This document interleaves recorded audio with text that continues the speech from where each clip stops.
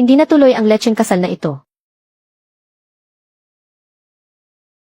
Nakaipon na kami ng 50,000 para sa dote. Naitakda na ang petsa sa ika-6 ng susunod na buwan. Tumaas na ang hinihingi ngayon. 66,000. Kulang ng kahit piso, hindi matutuloy ang kasal. 50,000 ang napagkasunduan natin nung una. Hindi talaga namin kaya ang ganyang halaga.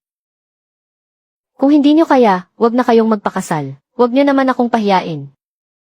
Noon, ibinenta ko ang lahat para lang mapakasalan si Wei Rui. Pagkatapos ng kasal, nakipagkasabwat siya sa ibang tao, at tinanggay ang lahat ng ari-arian namin, na naging dahilan para mapalayas at mamulubi sa kalye ang mga magulang ko. Habang ako naman ay namatay ng mag-isa dahil sa malubhang sakit sa isang inuupahang kwarto. Dagdagan nyo pa ng 10,000. Sigurado ka bang hindi mo ito pagsisisihan balang araw? Kung wala kayong pera, aminin nyo na lang. Kung hindi nyo kayang maglabas ng 60,000, huwag nyo nang pangaraping makalabas ng pinto na ito. 60,000 walang bawas kahit 5. Kapag iniwan mo si Rui Rui, wala ka nang mahahanap na mas mabuti pa sa kanya. Hindi kailangang mangutang. At hindi kailangang mag-ipon pa. Sa wakas, natauhan ka rin at naisipang mangutang. Hindi na kailangang magdagdag ng pera para sa kasal na ito. Hindi ko na siya papakasalan. May lakas ka ng loob na kanselahin ang kasal. Sinisira mo ang reputasyon ng anak ko. Huwag mong isiping makakaalis ka rito ngayon. Ningke, nababaliw ka na ba?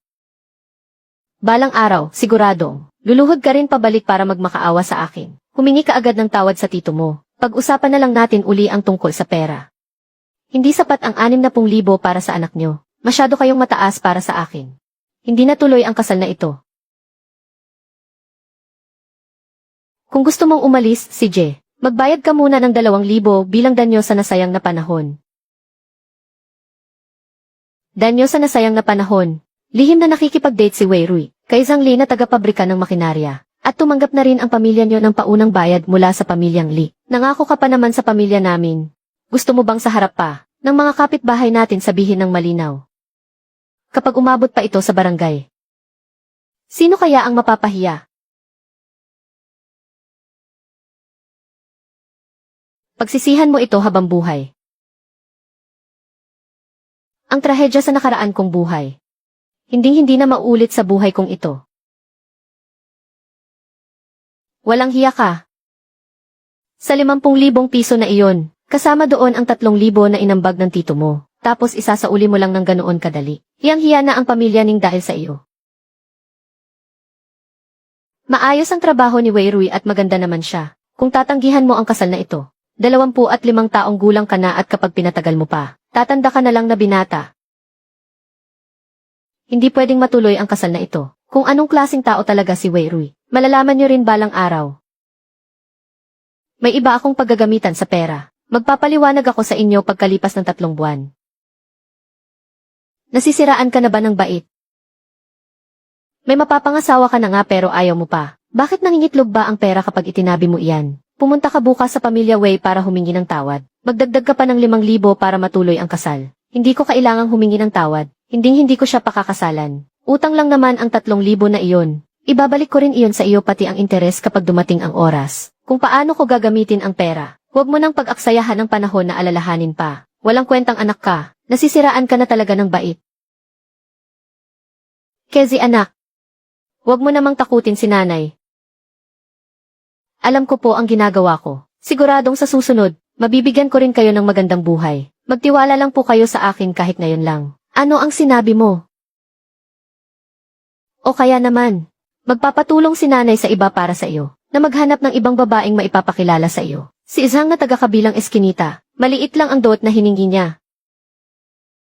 Hindi muna ako makikipag-blind date ngayon. 50,000 yuan para sa dote. Balak ko sanang gamitin iyon para bumili ng lupa. Anong lupa naman ang bibilhin mo? Doon sa may Dongxing District, ang 5 mo na lumang kulungan ng baboy. Ibinebenta na iyon ng komite ng nayon. Makukuha na ang titulo sa halagang 50,000. 2 taon ng abandonado at napakabaho sa lugar na iyon. Kahit ipamigay ng libre walang kukuha niyan. Tapos bibilhin mo ng 50,000. 50,000 para lang sa mabahong kulungan ng baboy. Nasisiraan ka na ba talaga ng bait? Parang nagtapon ka lang ng pera sa wala. Noong nakaraang taon nagkaroon ng reforma sa pabahay ang gobyerno. Papunta na sa commercial housing ang takbo ng merkado. Lalawak din ang lungsod patungong Silangan balang araw. Mukhang liblib ang lupang iyon sa ngayon. Pero sa hinaharap magiging sentro na iyan ng syudad, narinig ko sa kaibigan ko sa Planning Bureau. May malaking proyekto raw na itatayo sa silangan. Ito na ang pinakamagandang pagkakataon para bumili habang mura pa. Sa loob lang ng 3 buwan makikita na ang resulta. Sige, magtitiwala ako sa iyo ngayon lang. Kapag nalugi ka rito, magtrabaho ka na ng maayos at huwag nang mag-isip ng kung ano-ano. Huwag kayong mag-alala, hindi ko kayo bibigin. Ano? Gagamitin mo ang dot ko para ipambili ng bulok na kulungan ng baboy. Kwadradong-kwadrado ang 5 mo na lupang iyon. Katabi nito ang pangunahing daan sa timog at may ilog sa hilaga. Sa susunod pwedeng tayuan iyon ng mga bahay o paaralan. Napakaganda talaga ng pwesto niyan. Kapag lumabas na ang plano ng gobyerno, mag-iiba na ang lahat. Sigurado ka bang bibilhin mo iyan? 2 taon nang nakatingga ang kulungan ng baboy na iyon. Matagal nang nakapost sa nayon pero walang gustong kukuha. Kapag binili mo iyan sa halagang 50,000, hindi na iyan maibabalik. Lupa lang iyan para sa pag-aalaga ng hayop. Kung mapapalitan ba ang gamit niyan, hindi rin namin masisiguro. Nakapagdesisyon na ako. Ngayong araw na natin asikasuhin ang mga papel. Babayaran ko ng buo.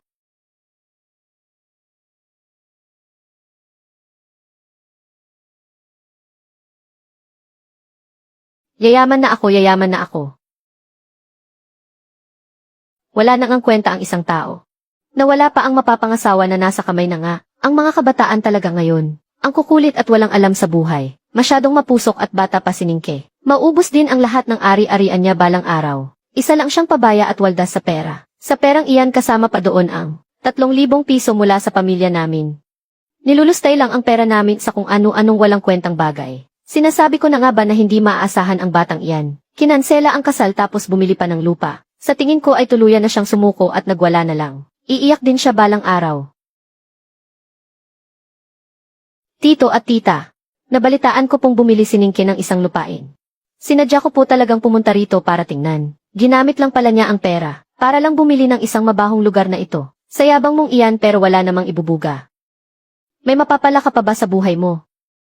Kung sana nagdagdag ka lang ng 10,000 para pakasalan ako noon. May pamilya ka sana ngayon.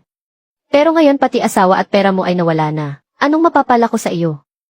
Malalaman mo rin balang araw. Huwag ka munang magsaya ng maaga. Sa susunod na magmakaawa ka sa akin. Hinding-hindi man lang kita lilingunin. Ahahaha. Ang yabang mo naman. Tingnan mo nga ang sarili mo.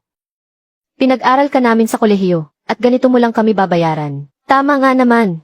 Lumalaki na ang ulo mo. Wala ka ng galang sa mga nakatatanda sa iyo.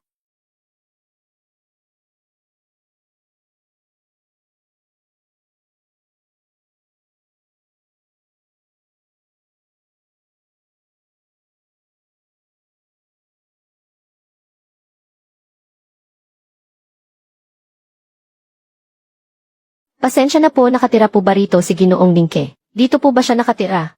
Galing po kami sa Yuliang Real Estate. Gusto lang po sana naming makipag-usap tungkol sa lupa. Sa nakaraang buhay, ginamit ni Wang Miilan ang pagpapababa sa presyo ng lupa. Nangurakot ng komisyon at ng ganso ng maraming may-ari ng lupa. Sa huli ay nasibak sa trabaho dahil sinira ang proyekto. Naging kahabag-habag ang sinapit niya. Maupo ka. Interesado ang kumpanya namin sa 5 mo ng lupang kulungan ng baboy mo para bilhin at gawing bodega. Nag-aalok kami ng 10,000. Isang bagsakang bayad. 10,000. Manong, napakataas na ng presyong iyan. Tiwangwang na nga at mabaho pa ang lugar na iyon. Kailangan pa naming gumastos para linisin iyon. Napakamakatwiran na niyan. Ginoong Ning, pag-isipan mo muna. Kapag pinalagpas mo kami, walang sinuman ang kukuha sa lupa mo. 10,000. Ginagawa mo ba akong pulubi? 2,000,000. Kung hindi ay walang pag-usapan. Ano? 2,000,000. Ginoong Ning, hindi ko masyadong narinig. Ang sabi ko masyadong maliit ang 10,000. Kulang pa yan para ipamali mo sa pulubi. Ang tiwangwang na lupang iyon. Sobra-sobra na nga ang 10,000 para doon. Sa tingin mo magkano ang halaga niyan? Kung mas mababa sa 2,000,000, wala tayong pag-uusapan. 2,000,000. 2,000,000. Ang pinakamahal na mansyon sa kabisera ay 50,000 lang. Tapos ang bulok mong lupang may kulungan ng baboy. Mangangahas kang humingi ng 2,000,000. Nababaliw ka na ba sa pera? Ang 2,000,000 ay makakabili na ng 10 bahay sa gitna ng lungsod. Sinong bibili sa mabahong kulungan ng baboy mo? Nasisiraan ka na ba ng bait dahil sa hirap? May saltik ka ba sa utak? Ayaw mong ibenta sa 10,000 tapos ngayon hihingi ka ng 2 milyon. Nababaliw ka na sa kakaisip sa pera. Kung magkano ang halaga ng lupa ko, alam ko ang ginagawa ko. Kung hindi mo kayang tanggapin ay umalis ka na lang. Sige, Ningke, ganoon ba? Tandaan mo ang sasabihin ko. Bukod sa aming yuleang, walang ibang bibili ng lupa mong iyan. Hawakan mo na lang iyang lupa mo, at hintayin mong mabulok sa mga kamay mo.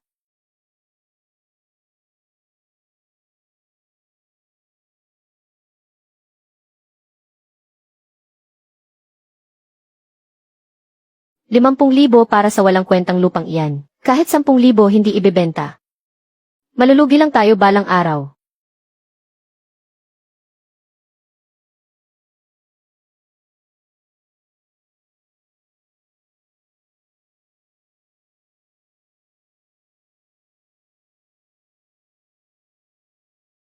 Bakit hindi na lang natin ibenta sa halagang 10,000? Mas mabuti na iyon kaysa malugi ng buo. Pinagtatawanan na ng buong kapitbahayan ang pamilya natin. Isang malaking panaginip lang ang 2 milyon. Bilisan mo at pumunta ka na. Kausapin mo ang mga tao mula sa Yuliang. Ibenta mo na ng 10,000 para hindi naman ganoon kalaki ang lugi. Maghintay muna kayo ng kaunti pa. Kahit umalis sila ay babalik din sila. Sa susunod hindi na lang 10,000 ang magiging presyo niyan. Sa loob ng kalahating buwan sa pinakamatagal, tiyak na may mga developer pa na lalapit sa atin. Siguradong mas mataas pa iyon sa 10,000. Magtiwala kayo sa akin ng isa pang beses. Paano kung walang pumunta sa loob ng kalahating buwan? Kung walang pumunta, ako na mismo ang lalapit sa Yuliang. Ibebenta ko na iyon sa halagang 10,000. Pagkatapos noon magtatrabaho na ako ng maayos. Susundin ko ang lahat ng gusto nyo.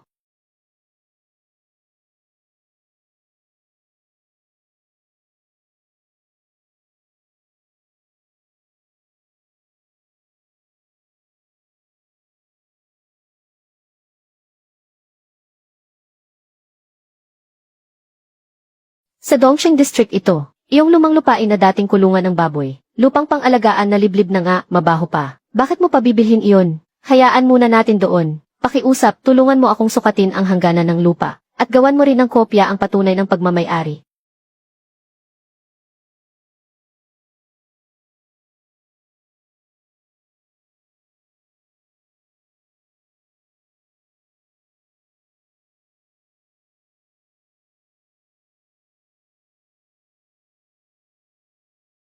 Buong araw na pagod para lang sa mga kapirasong papel na ito. Habang mas malinaw ang mga papeles ng pagmamay-ari, mas magiging kumpiyansa tayong makipagtawaran sa susunod. Sige, maghihintay ako ng 2 linggo. Pa, nangangako ako. Kung sa loob ng 2 linggo ay walang balita na tumaas ang halaga ng lupa, hindi na ako magnenegosyo kailanman. Magtatrabaho na lang ako ng matino. Kung sino ang gusto ninyong pakakasalan ko, pakakasalan ko. Ano bang pinagsasabi mong kalokohan? Naniniwala si Mama sa iyo.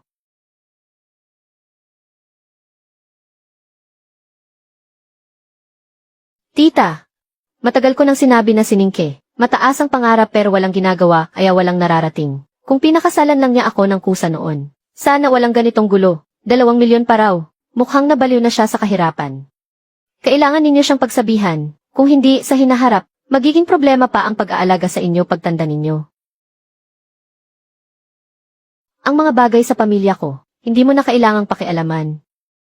Alalahanin mo na lang ang sarili mo. Bakit, may mali ba sa sinabi ko? Mabebenta mo ba ang bulok mong kulungan ng baboy sa halagang 2 milyong piso? Kung mabebenta talaga iyan, hihingi ako ng tawad sa iyo sa harap ng buong eskinita. Pero kapag hindi na ibenta, dapat mong aminin na isa kang walang kwentang tao na hanggang salita lang. Sige, tandaan mo ang sinabi mo ngayon. Huwag kang babawi sa sinabi mo. Ibenta mo na agad ang lupa. At maghanap ka ng trabaho. Bukod sa pangangarap ng gising araw-araw, ano pa ba ang kaya mong gawin? Ma, wag mo nang isipin iyon. Hindi na sila makakatawa sa lalong madaling panahon. Alis na tayo.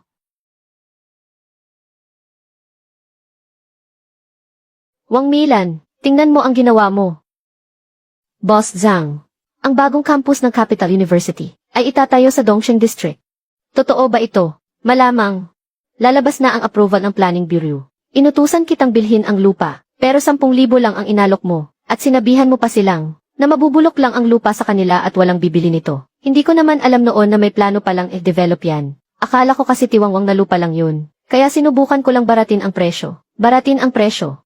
Muntik mo nang mapakawalan ang gintong lupang yan. Kapag nag-umpisa na ang proyekto, tataas ang halaga ng lupang yan ng hindi bababa sa 100 beses. Ang 5 munang lupang yan ay magiging nagkakahalaga ng daan-daang milyong piso balang araw. Pero ikaw, bibilhin mo lang ng 10,000 piso, tapos ginalit mo pa sila. Bibigyan kita ng 2 linggo. Gawin mo ang lahat ng paraan anuman ang mangyari, para makuha ang 5 munang lupa ni Ningke. Kapag hindi mo nakuha yan ay sibak ka sa trabaho. Binabantayan din yan ng Huamao. Kapag nahuli tayo kahit sabaw wala tayong mapapala. Ihanda mo na agad ang sasakyan at pupunta tayo sa mga Ning. Kasalanan ko talaga dahil naging sakim ako sa kickback noon. Galit na galit tuloy sila sa akin. Sa pagkakataong ito kahit magkano pa ang hilingin niya, kailangan muna natin siyang mapakalma. Ginoong Ning, para sa kawalang galang ko noong nakaraan, humihingi po ako ng paumanhin sa inyo. Ginoong Ning, nag-report na po ako sa kumpanya pagka-uwi ko. Seryoso po talaga kaming bilhin ang lupa ninyo. Magbabayad po kami ngayon ng 100,000 piso. Mas mataas po yan ng 10 beses kumpara noong nakaraan. Patunay na po yan ng aming katapatan, diba? 100,000 piso. Napakaswerte talaga nitong siningke. Binili lang yan ng 50,000 tapos ngayon doble na ang kikitain niya. Ibenta mo na agad yan. Ang 100,000 ay sapat na para makabili ng bahay na may 2 kwarto. Sapat na rin yan para makapag-asawa o magsimula ng negosyo. 100,000 maliit pa rin yan. Sinabi ko na sa inyo, hindi ko yan ibebenta sa halagang mas mababa sa 2 milyong piso. Maliit pa ba ang 100,000? Presyo na sa merkado yan. Ilang beses na mas mataas yan. Gawa ba sa ginto yan? Alam niyo naman yan sa sarili niyo. Kung hindi kayo babalik dito para hanapin ako. Di ba Supervisor Zhu? Sabi-sabi lang naman ang tungkol sa plano. May risko yan. Sigurado nang kita ang 100,000. Ako na ang bahala sa risko. Kung hindi niyo kayang tanggapin ang 2 milyon, mabuti pang umalis na kayo. Bumalik na lang kayo kapag handa na kayong tanggapin yan. 100,000 na nga hindi pa binenta. Masyadong sakim siningke. Baka nga talagang napakamahal ng lupang yan. Kaya 100,000 yan. Kumita na tayo ng 50,000. Bakit hindi mo pa binibenta yan? Pasimula pa lang ang 100,000. Tingnan mo tataas pa yan. Ano nang gagawin natin ngayon? Sabi ni Boss Zhang, kahit anong mangyari, iakyat muna natin sa 500,000. Ewan ko na lang kung hindi pa siya matukso niyan. Mr. Ning, humingi ulit ako ng approval sa kumpanya para sa 500,000, isang bagsakan na buong bayad. Ito na talaga ang pinakasagad na kaya ng kumpanya namin. 500,000. Ningke, 500,000 na yan. Pirmahan mo na yan agad. Ano pang hinihintay mo? Nga naman, hindi ka makakakuha ng ganyan kalaki sa buong buhay mo. Huwag kang maging tanga. Talagang 500,000 yan. Kulang pa rin ang 500,000. Ningke, kulang pa ang 500,000. Huwag kang masyadong gahaman. Sa buong lungsod, walang mag-aalok ng ganyang presyo para sa bakanting lupa. Bakanting lupa, huwag na tayong magmaang-maangan. Alam nyo ba kung magkano ang magiging halaga nito sa hinaharap? Ang 500,000 ay barya lang kumpara doon. Imposible ang 2 milyon. Hindi papayag ang kumpanya. Kung ganoon bumalik na lang kayo kapag pumayag na kayo. Hindi naman ako nagmamadali. Ningke, huwag kang magsisisi. Kapag pinalampas mo ang yuliang, walang mag-aalok sa iyo ng ganyang kataas na presyo. Masyadong mataas ang pangarap nitong si Ke, nga pati ito tinatanggihan pa niya. Ke, 500,000 na iyan. Sa buong buhay ko, hindi pa nakakakita ng ganito karaming pera. Kailangan ba talaga nating maghintay? Nanay, maniwala ka sa akin, barya lang ang 500,000. Sa susunod na mga araw magkakaroon ng mas mataas na presyo. Malalaman nyo rin pagdating ng oras, kung bakit hindi ko ito ibinenta. Jingcheng University sa Dongsheng District, ang lokasyon para sa bagong campus. Mukhang pinal na. Ang pinakasentro na 5 munang lupang may kulungan ng baboy ay nasa kamay ng isang batang nagngangalang Ningke. Tama ba? Opo, Sir Xiang. Binili niya iyon noong nakaraang buwan ng buo sa halagang 50,000. 2 beses nang pumunta doon si Wang Milan mula sa Yuliang. Mula 10,000 tinaasan niya hanggang 500,000. Pero hindi niya pa rin nakuha. Ang batang iyon, humihingi agad ng 2 milyon. Ganoon ba? Isang simpleng binata mula sa probinsya. May lakas ng loob na humingi ng 2 milyon. Interesante ha? Walang alam si Wang Milan kundi mambarat at kumuha ng kickback. Kaya normal lang na hindi niya nakuha. Itong si Ningke, maaaring may insider info siya. O sadyang matalas lang talaga ang paningin niya sa negosyo. Alin man sa dalawa, kailangan nating makuha ang lupang iyon. Sir Xiang, magkano po ang budget natin? 2,700,000, isang bagsakang bayad ng buo. Pumunta ka doon ng personal, maging magalang ka sa kanya. Huwag kang umasta na parang mayabang gaya ng mga tagayuliang. At habang nandoon kakausapin mo na rin siya. Alamin mo kung ano ang tingin niya sa industriya ng real estate, at kung ano ang pananaw niya rito. Kung talagang may kakayahan siya, baka maaari tayong magtulungan. Maliwanag po Sir Xiang. 500,000 na nga hindi mo pa rin nakuha. Ano ba talagang silbi mo? Sir Zhang, talagang mapilit si Ningke sa 2,000,000. Siguradong alam niya ang tungkol sa plano, kaya sinasadya niyang itaas ang presyo. Hindi naman sa hindi natin kayang ibigay ang 2,000,000. Ang inaalala ko lang baka sumingit ang Huamao. Pumunta ka ulit doon. Alukin mo agad ng 1,500,000 para kumalma siya. Kung hindi talaga kaya pwede nating pag-usapan kahit 2,000,000. Kailangan nating mapapirmahan agad ang kontrata. Kapag naunahan tayo ng Huamao si Sante ka na. Sige po. Pupunta ako agad bukas. 1,500,000. Ewan ko na lang kung hindi pa siya matukso doon.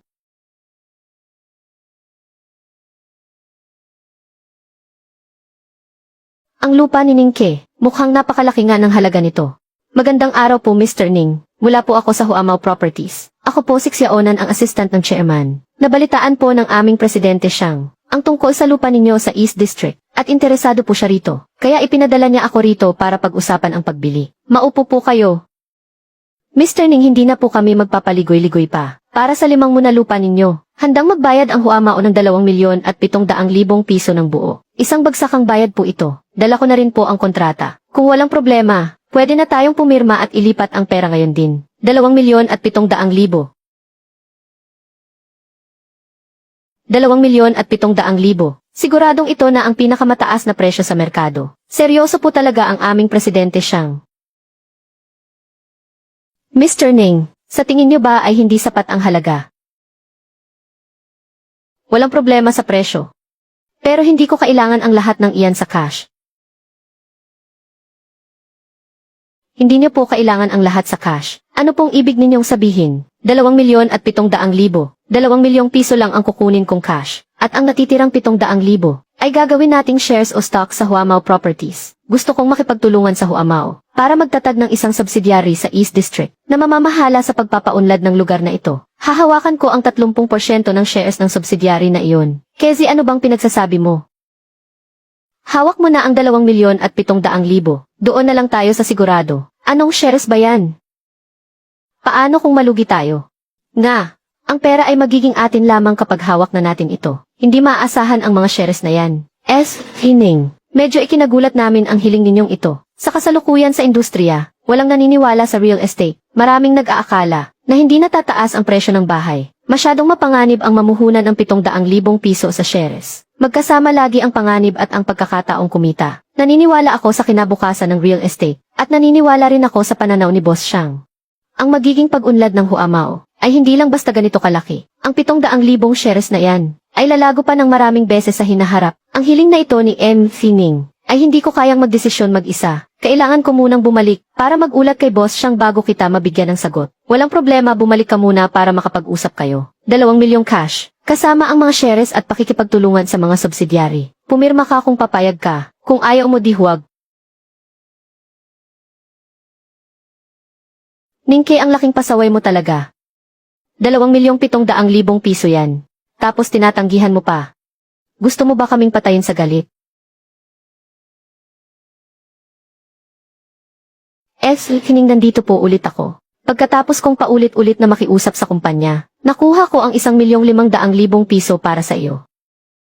Napakataas na presyo na niyan. Kapag kinuha mo yan, hindi mo na kailangang mag-alala sa buong buhay mo. Ningke, 1,500,000 na yan, pumirma ka na agad. Hindi sapat ang 1,500,000. Kagagaling lang ng mga tao mula sa Huamao rito kanina. Nag-alok sila ng 2,700,000 piso. Ano? 2,700,000, pumunta rin ba ang Huamao? Tama kaya ang 1,500,000? Hindi ko yan ibebenta. 3,000,000. Kaming tagayuliang ay nag-aalok ng 3,000,000. Ito na ang pinakamataas na presyo talaga. Hindi na ito kayang higitan ng Huamao. 3,000,000 na yan, pirmahan mo na agad. Wala kang karapatang magpasya sa mga bagay para sa akin. 3,000,000 na ito.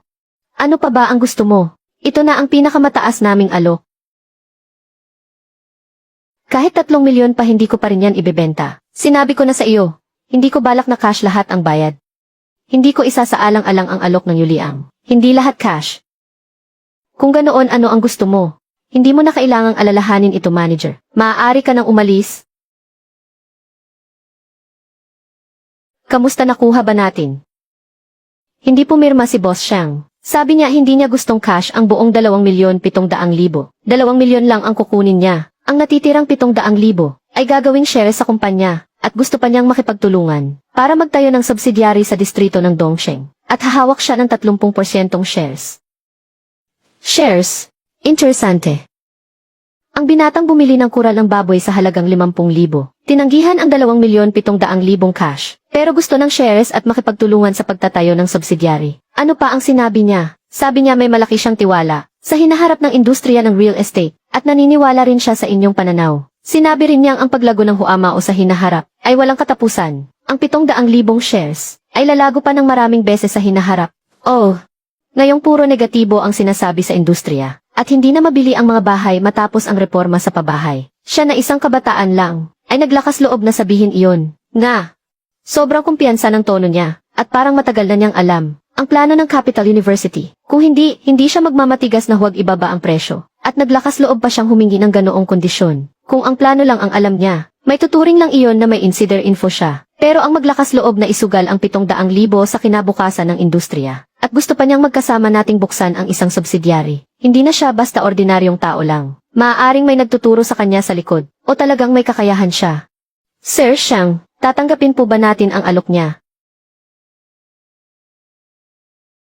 Parang lugi po tayo kung tutuusin. 700,000 kapalit ng shares. Dagdag pa ang 30% shares sa subsidiary. Pero kung talagang may pananaw at kakayahan siya, ang kaunting shares na ito, kapalit ng isang maaasahang katuwang sa negosyo, ay siguradong sulit na sulit, ay arrange mo ang lahat. Ako mismo ang makikipagkita sa kanya bukas. Sa tea house lang sa ibaba ng opisina natin. Titingnan ko nga kung itong siningki ay talagang may kakayahan o puro pagyayabang lang naman. Sige po Sir Xiang, ay arrange ko na po agad. Interesante.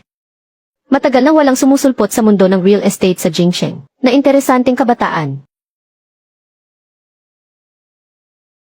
Maupo po kayo Mr. Ning.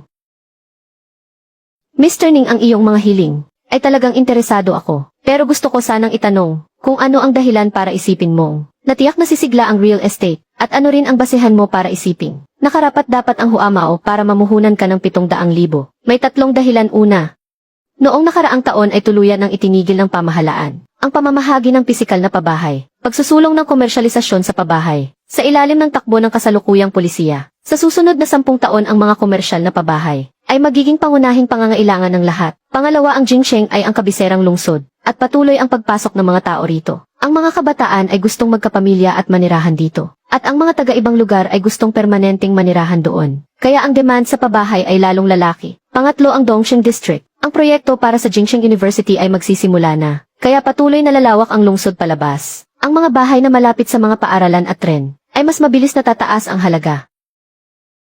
Sige, magpatuloy ka. Tungkol naman sa Huamao, President Xiang, nagsimula na kayo sa real estate noong simula pa lang ng dekada 90. Napakatalas ng inyong paningin at napakatumpak ng inyong mga desisyon. Nasa inyo na ang lahat ng pinakamagagandang lokasyon. Kapag nasimulan na ang proyekto ng Jingsheng University, ang laki ng Huamao ay lalong dodoble ng 3 beses man lamang. Sa hinaharap, siguradong kayo ang magiging nangunguna sa real estate sa Jingsheng. Ang pamumuhunan ko ng 700,000 yuan ay isang negosyong siguradong kikita ako at walang kalugi-lugi. Kung ganoon, ano sa tingin mo? Ang sangay natin sa Dongsheng District, ano ang dapat nating maging sunod na hakbang doon? Napakasimple lang.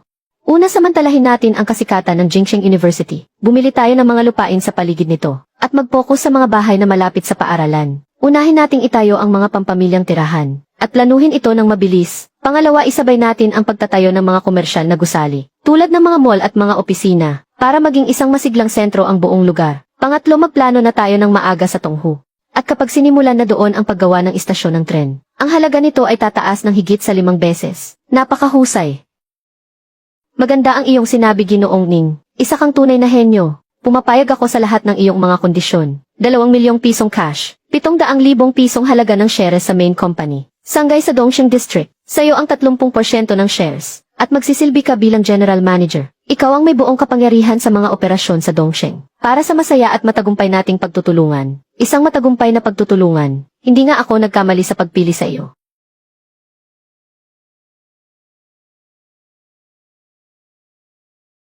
Sir Ning, mula ngayon pamilya na tayo. Papasok na sa account mo ang 2 milyong piso ngayong hapon. Ang mga dokumento para sa shares at ng sangay. Siksyaonan na ang bahalang mag-asikaso ng lahat. Sa'yo na nakasalalay ang buong operasyon sa Dongsheng. Nagtitiwala ako sa kakayahan mo.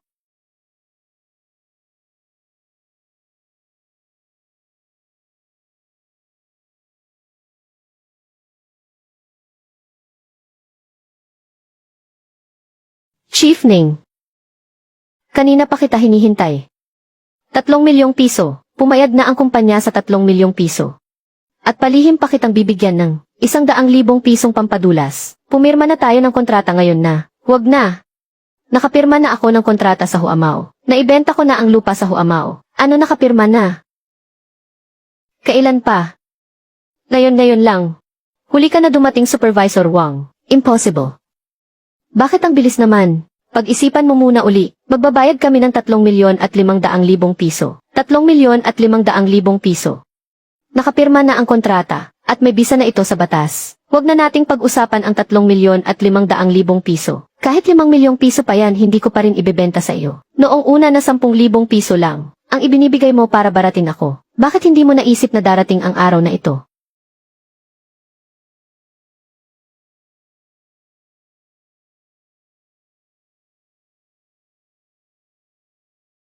Walang kwenta. Pinakuha ko lang sa'yo ang lupa, pero naunahan ka pa ng Huamao. Dati binabaan mo ang presyo para makakuha ng kickback. Ngayon wala na ang lupa. Tanggal ka na rin sa trabaho. Iligpit mo ang mga gamit mo at lumayas ka. Boss Zhang, bigyan niyo pa po ako ng isa pang pagkakataon.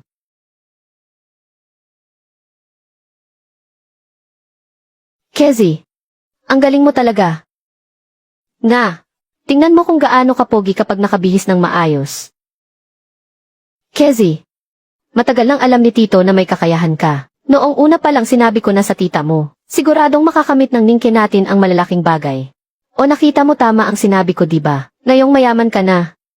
Huwag mo namang kalimutang tulungan din ang kuya mo. Ningke, nabenta ba talaga ang lupa sa halagang 2 milyong piso? At naging general manager ka pa, sa isang malaking kumpanya? Opo, napirmahan na ang kontrata.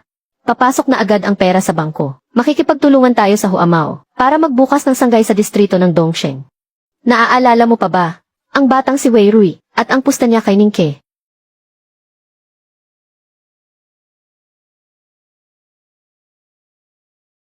Kezi, ngayong mayaman ka na, may isang bagay tayong dapat pag-usapan. Noong binili mo ang lupa sa halagang 50,000, may 3,000 doon na galing sa amin, diba? Ang perang iyon ay itinuturing nating pamumuhunan natin. Ngayong nabenta ang lupa sa halagang 2 milyong piso, pati na rin ang mga share sa kumpanya, dapat ay makuha namin ang kalahati niyan. Kalahati? Tito naman, ang kalahati niyan ay 1 milyong piso na. Anong 1 milyong piso? Mayroon pang ang mga share si Ningke, at ang posisyon niya bilang general manager. Ano namang masama kung ibahagi mo sa amin ang kalahati niyan? Kung hindi dahil sa inambag naming pera noon. Nakabili siya ng lupa kaya narating niya kung nasaan siya ngayon. Nga naman, kapatid, huwag mong kalilimutan kung saan ka nang galing. Ibigay mo sa amin ang kalahati. Hindi ba nararapat lang naman iyon?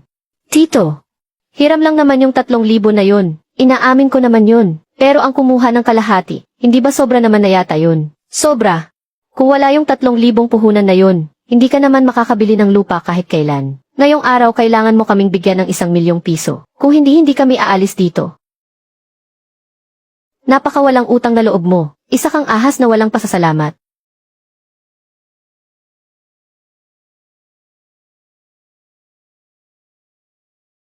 At dahil magtutuos na rin lang naman tayo ngayon, isa-isahin natin at linawin ang lahat. Una, yung 3,000 piso na may pinakamataas na interes. Kasama ang tubo, babayaran kita ng 4,000 piso. Pangalawa, noong nagpatayo kayo ng bahay 10 taon na ang nakalilipas, nangutang kayo sa amin ng 2,000 piso na hindi nyo binayaran. Pangatlo,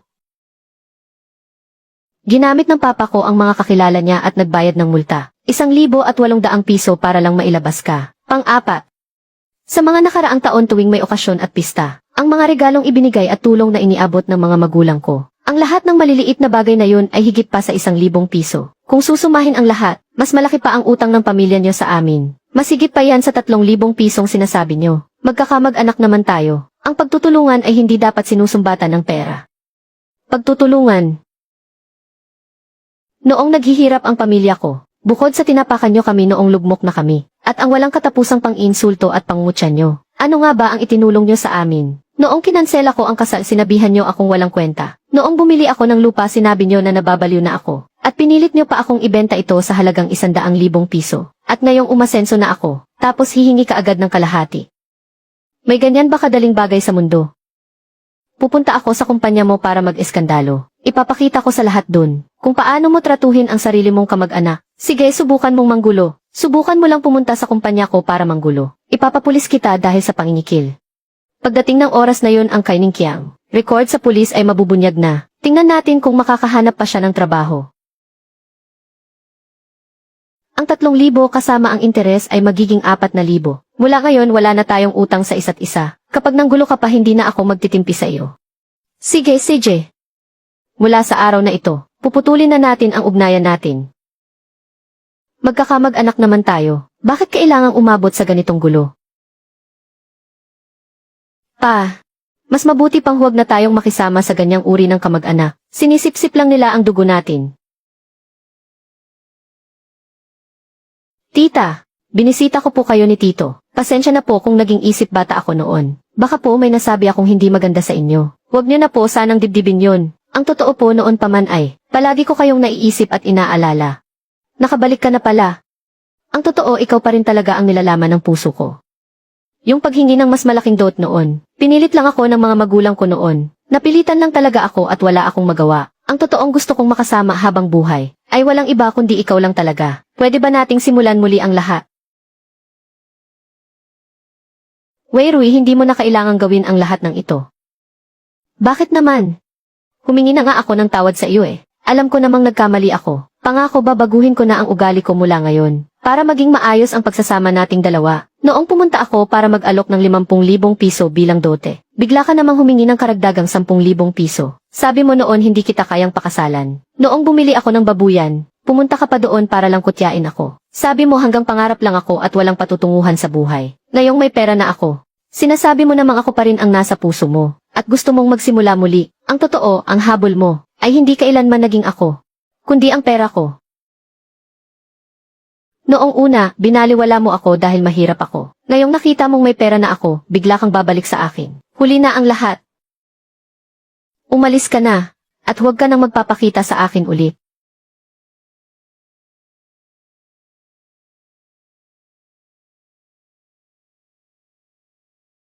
Sir Ning, kumpleto na po ang mga tauhan natin. Lahat po sila ay mga pinakamahuhusay na tauhan mula sa head office. Sinabi po ni Boss Xiang, gawin niyo lang daw po ang lahat ng makakaya niyo nang walang alinlangan. Susuportahan kayo ng head office sa lahat ng bagay.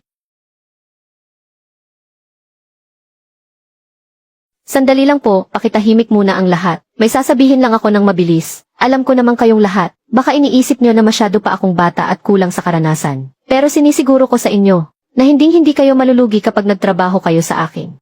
Ang sangay natin sa Dongxing District, ang ating unang target, ay ang sumakay sa kasikatan at pag-unlad ng Beijing Capital University, para makakuha tayo ng malaking tagumpay sa simula pa lang.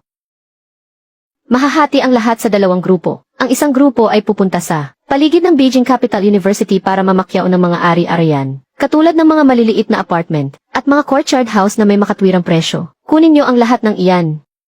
Ang kabilang grupo naman ang kakausap sa mga may-ari ng mga kalapit na lupa. Kunin niyo agad kung maaari. Inaasahang lalabas ang opisyal na aprobal sa loob ng 3 buwan. At tiyak na tataas ng hindi bababa sa 50% ang presyo ng mga bahay sa paligid. Ang pagbili natin ng mga ari-arian ngayon ay pinakamagandang pagkakataon para makamura.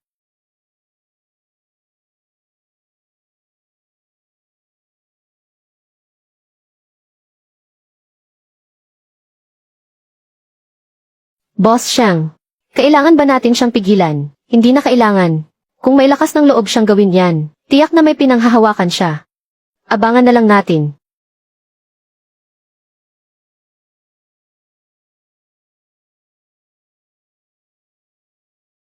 Gaya ng inaasahan. Boss Ning, biglang tumaas ang presyo ng mga bahay sa paligid. Yung dating 4,000 kada metro kwadrado, ngayon ay 50 milyon na. Ibebenta na ba natin? Huwag muna tayong magmadali at maghintay-hintay pa.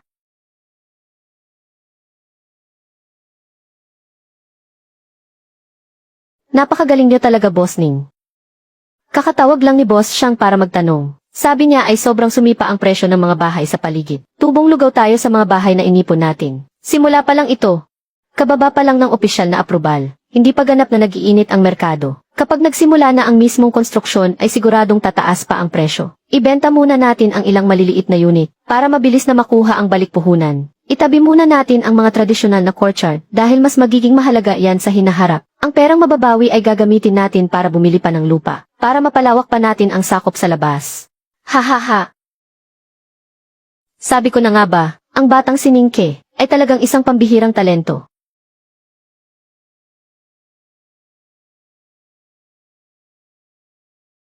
Boss Ning, may masamang balita. Inagaw ang lupa natin. Si Wang Mila na dating nasa Yuliang, lumipat sa Shengda Real Estate bilang manager. Nag-alok siya ng mas mataas ng 200,000 kumpara sa atin. Kagabi pa lang ay nakipag-usap na siya sa baryo. At nakapirma na sila ng kontrata. Nagpapakalat din siya ng mga chismis kung saan-saan. Nagipit daw sa pera ang kumpanya natin. At hindi raw matatapos ang ating mga proyekto. Wang Milan. Boss Ning, napakaganda ng lokasyon ng lupang ito. Sayang naman kung hindi natin ito makukuha. Gusto niyo bang mag-alok pa tayo ng mas mataas na presyo para makipagnegosasyon ulit?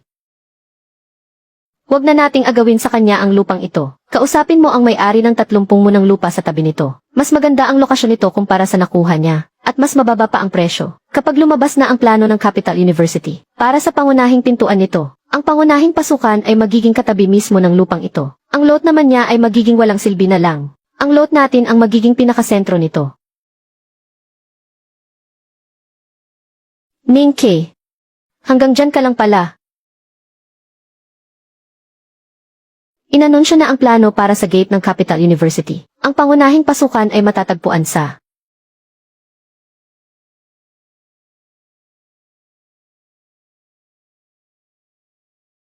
Boss Ning. 7,000 kada metro kwadrado ang benta ng mga bahay sa paligid. Magkano ang itatakda natin? 8,000. Ano? 8,000. Hindi ba masyadong mahal iyon? Sa tingin ng lahat ngayon, sagad na ang presyo ng mga bahay. Kahit 7,000 ay mahirap nang ibenta, lalo namang walang bibili kung 8,000. Karalabas lang ng bangko, ng bagong patakaran sa pautang sa pabahay. 20% na lang ang down payment, at pwedeng bayaran ng hanggang 20 taon. Suportado ng ating proyekto ang installment. Dati hindi nila kayang magbayad ng buo. Pero ngayon sa down payment na mahigit 100,000, makakabili na sila ng bahay malapit sa universidad. Ito ang talagang kailangan ng mga tao. Siguradong mag-uunahan silang bumili. Makipag-ugnayan ka sa bangko para sa proseso. Aanunsyo natin na 20,000 lang ang down payment para makatira sa tabi ng Capital University. Tama ka nga naman. Biglang naging mas madali para sa lahat. Ang ating plano, habang kontrolado ang panganib, ay makakapagbigay sa inyong bangko ng hindi bababa sa 3% matatag na kita.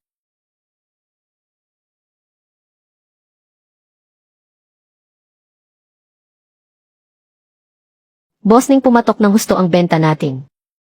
Mahigit 160 unit ang naibenta sa loob lang ng kalahating araw. Malapit nang umabot sa 100 milyong piso ang kita natin. Inasahan ko na iyan.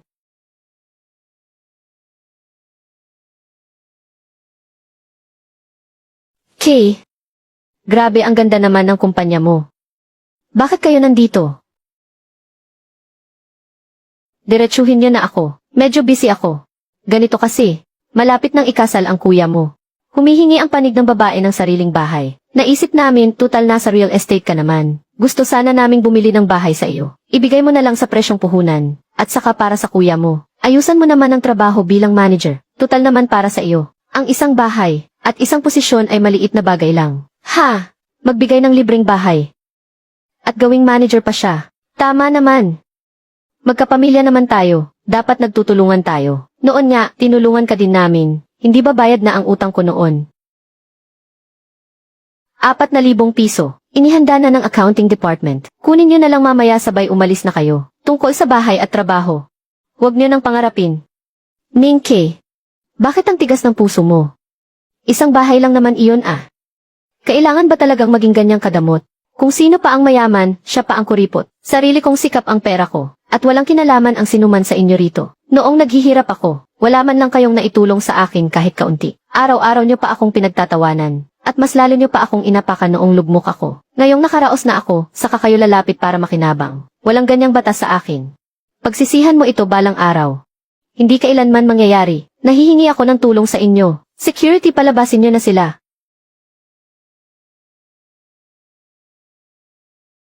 Ningke, ang performance mo nitong nakaraang 6 na buwan. Kitang-kita naman ng lahat.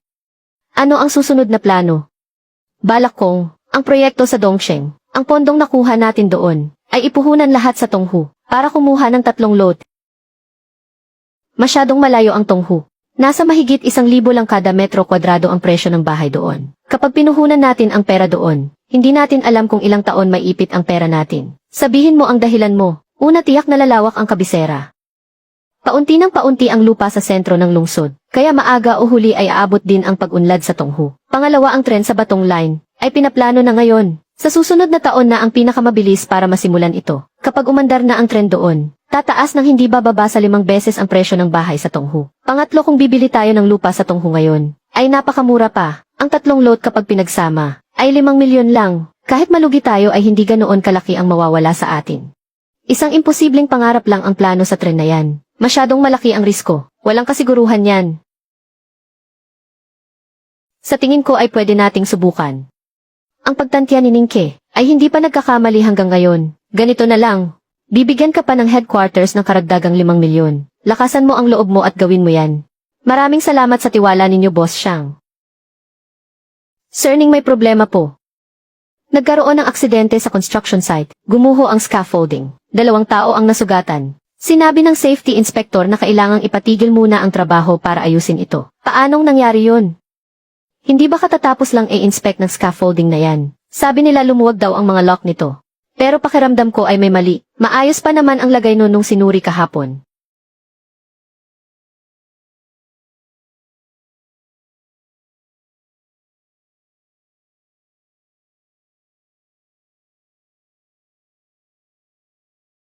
Sabi ko na nga ba, may sadyang nanggugulo rito.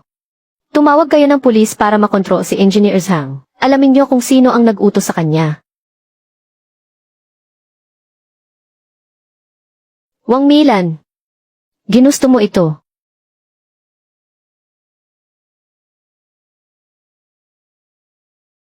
President Ning. Ngayon, sikat ka na sa mundo ng real estate. Pangalan lang naman iyon.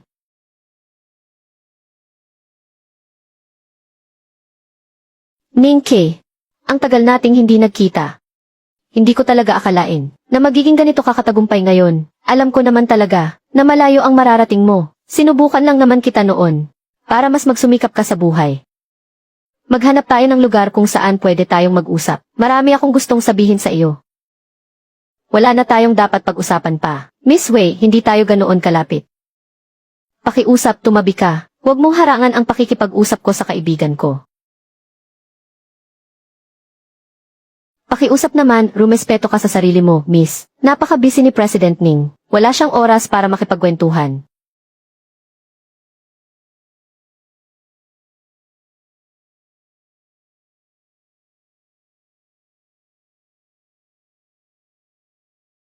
Plano mong magtayo sa sentro ng Dongsheng District ng isang malaking gusali na may mga opisina, mall at apartment na magkakasama sa isang urban complex. Kapag naitayo na ang Jingsheng University, ang lugar na ito ay tiyak na dadagsain ng maraming tao. At dahil may mga tirahan doon, kailangan ding mayroong mga komersyal na establishmento. Sa ngayon, maliliit na tindahan pa lang ang mayroon sa paligid. At wala pang malalaking mall o shopping center. Kaya sakto lang na tayo ang pupuno sa puwang na iyon. Ang disenyo nito ay hango sa Huamao Center. At tatawagin itong Dongmao Plaza para maging pamantayan sa buong Dongsheng District.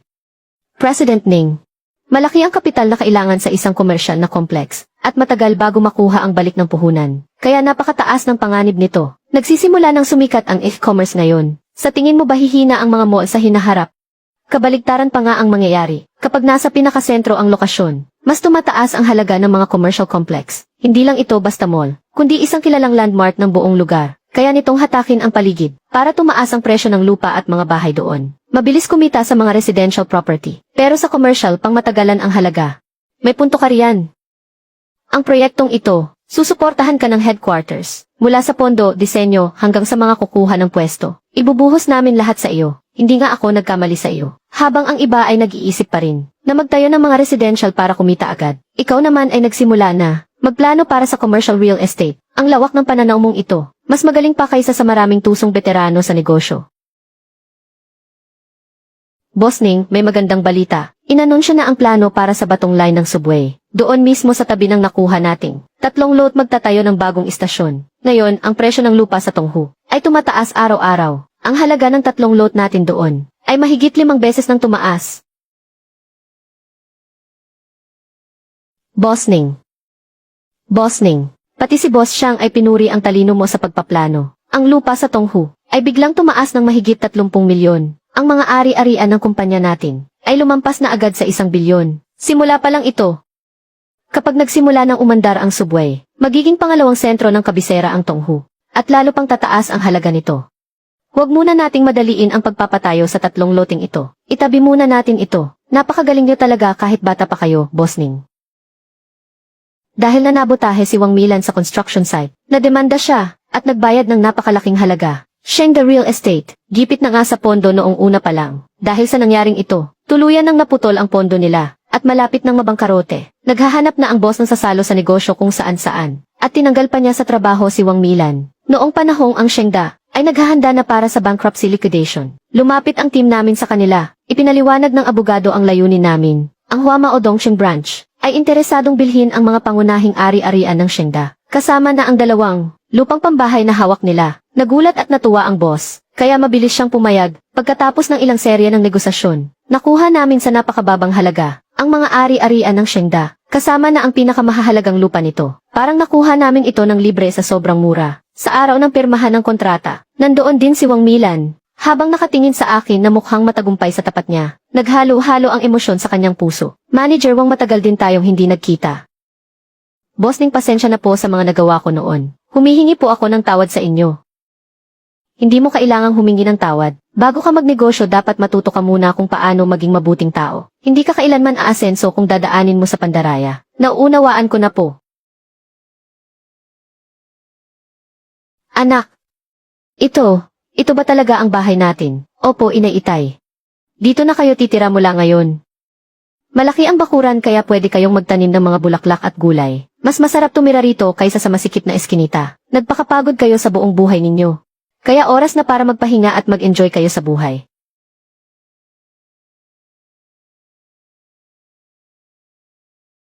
Magkano naman kaya ang nagastos mo rito? Naku, gumastos pa kayo ng malaki. Mang Ning, itong anak mo, talagang may narating sa buhay. Pasensya ka na kung medyo naging ignorante kami noon. Huwag mo na sanang dibdibin, magkakamag-anak naman tayo. Bisita ka madalas dito sa amin. Huwag na, bago lang kaming lipat kaya marami pang gagawin. Hindi muna namin kayo maaasikaso.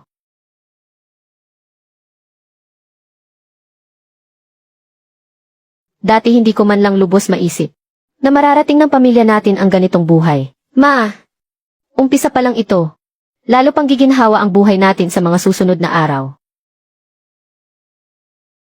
Ang Ginoong ito, nag-aalok ng 11 milyon at 100,000. May magtataas pa ba ng tawad? 11 milyon at 100,000, unang tawag. 11 milyon at 100,000, pangalawang tawag. Pagbati sa Ginoong ito, sarado sa halagang 11 milyon at 100,000.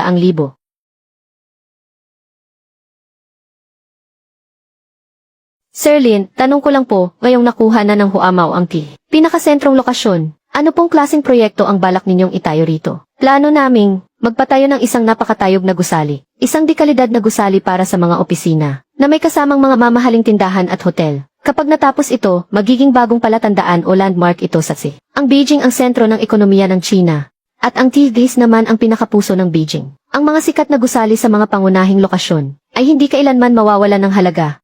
Malaki ang tiwala namin sa hinaharap ng Beijing, pati na rin sa magiging halaga ng TV.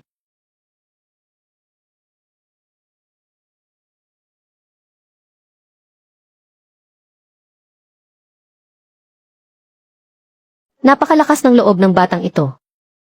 Ganito kamahal na lupain, nakuha niya nang hindi man lang kumukurap ang mata. Hindi naghihintay ang magagandang lupain. Kapag pinalampas mo ito, hindi mo na muling makukuha pa. Tama ang sinabi mo, Buong-buo ang suporta ng pangunahing tanggapan sa proyektong ito. Nakipag-ugnayan na ako, mga sikat na taga-disenyo mula sa ibang bansa. Siguradong gagawa sila ng isang natatanging obra maestra.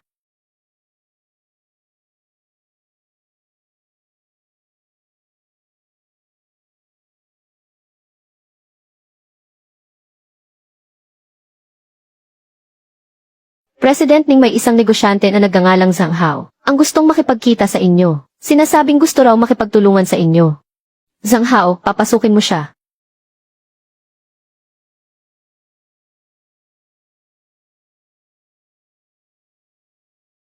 President Ning, sa wakas ay nakilala ko rin kayo. Ako po si Zhang Hao. May maliit lang po akong negosyo, at may hawak akong maliit na proyekto ngayon. Medyo gipit lang po sa pondo, kaya gusto ko sanang makipagtulungan sa inyo. Maglabas lang po kayo ng kaunting kapital, at bibigyan ko kayo ng 60% ng kita.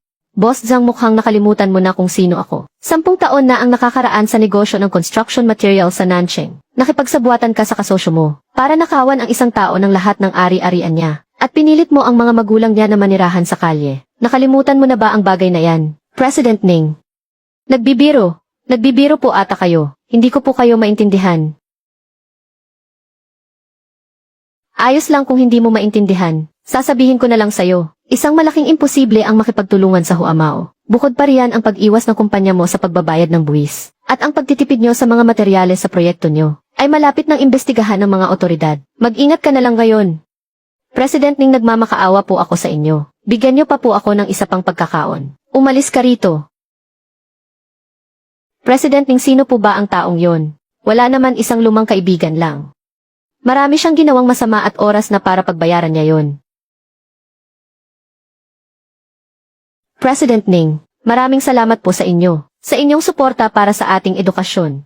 Kapag natapos ng itayo ang 2 paaralan, masosolusyonan na nito ang problema ng libo-libong mga bata pagdating sa kanilang pag-aaral. Tungkulin ko naman po ito. Dito rin naman ako lumaki sa kabisera. Kaya masaya ako na makatulong sa edukasyon ng sarili nating bayan. Karangalan ko po, ang mga bata ang kinabukasan. Edukasyon ang pundasyon.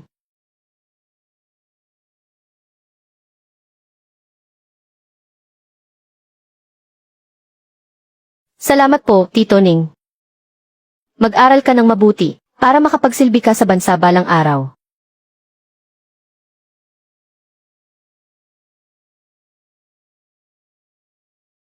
Ikaw talagang bata ka, palihim ka pa lang. Nag-donate ng 2 paaralan. May malawak kang pananaw. Sa huli, ang pagpapatakbo ng negosyo ay tungkol talaga sa responsibilidad sa lipunan. Mabuti at ganyan ang pananaw mo. Mas magiging malawak ang mararating mo sa hinaharap. Kapag marami ka ng pera, nagiging numero na lang iyan. Mas maganda kung magagamit ito sa mga makabuluhang bagay. Ning Ke, ikaw ang magpapatunog ng kampana ngayon. Para marating ng Huamao ang tagumpay na ito. Malaki ang naging bahagi mo.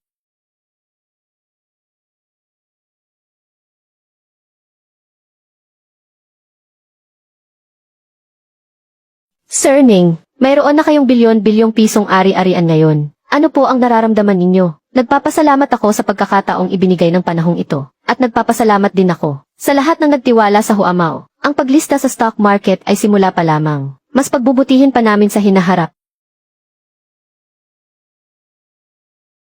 Sir Ning, binabati ko po kayo. Dahil ngayon ay isa na kayong tunay na bilyonaryo.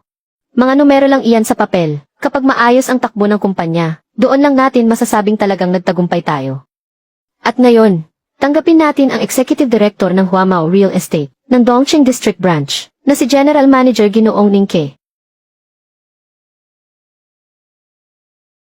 Sa mga iginagalang kong senior at kasamahan sa industriya, magandang araw po sa inyong lahat. Ako po si Ning Ke. Marami ang nagtatanong sa akin kung bakit sa bawat pamumuhunan ko ay laging tumatama sa tamang pagkakataon. Kung mayroon ba akong sikreto?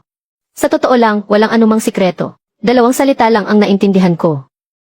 Trend. At sa huli, gusto ko lang sabihin, ang henerasyon natin sa real estate ay pinalad na abutan ang magandang panahon. Ang panahon ang nagbigay sa atin ng pagkakataon. Hindi dahil napakahusay natin ang gumawa ng magagandang proyekto at maglingkod sa lipunan. Ang nararapat nating gawin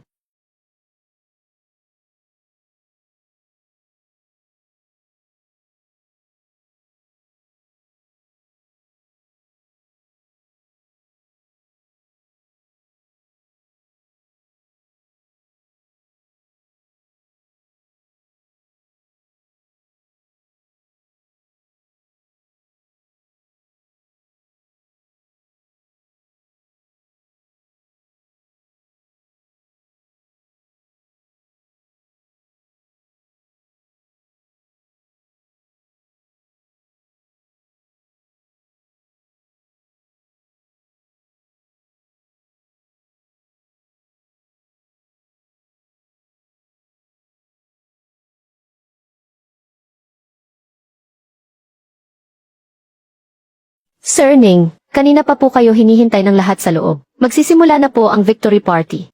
Sige, susunod na ako. Isang toast para kay Ningke. Ang marating ng Huamao ang tagumpay nito ngayon ay dahil sa napakalaking kontribusyon ni Ningke. Salamat sa inyong lahat, hindi ko lang ito solong tagumpay, kundi dahil sa ating lahat na nagtulong-tulong para rito, para sa panahon ngayon, para sa inyong lahat at para sa hinaharap.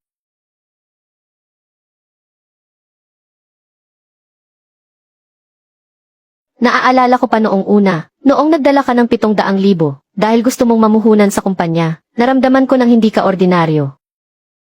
At kung titingnan ngayon, mukhang minaliit ko pa nga ang kakayahan mo. Sa mga susunod na araw, ang Huamao ay mapupunta rin sa inyong mga kabataan sa huli. Pagbutihan mo pa, naniniwala ako na kaya mong dalhin ang Huamao sa mas matayog pang tagumpay.